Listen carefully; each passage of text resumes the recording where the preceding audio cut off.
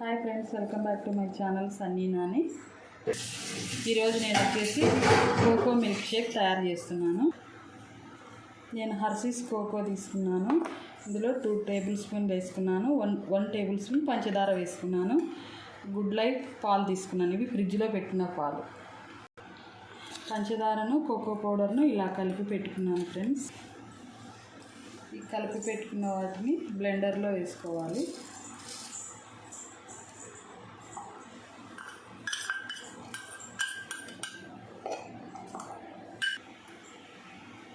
ఒక 2 కప్స్ పాలు యాడ్ చేసుకోవాలి. ఇందులో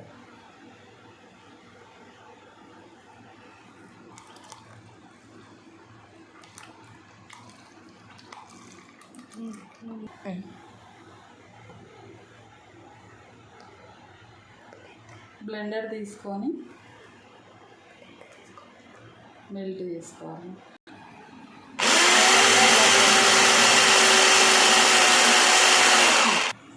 ఫైనల్గా ఇలా సర్వ్ చేసుకోవాలి.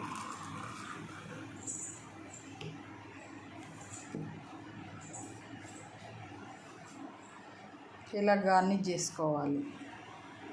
ఫైనల్గా ఇలా కోకో పౌడర్తో గార్నిష్ చేసుకోవాలి. ఎంతో టేస్టీగా ఉండే కోకో మిల్క్ షేక్ రెడీ.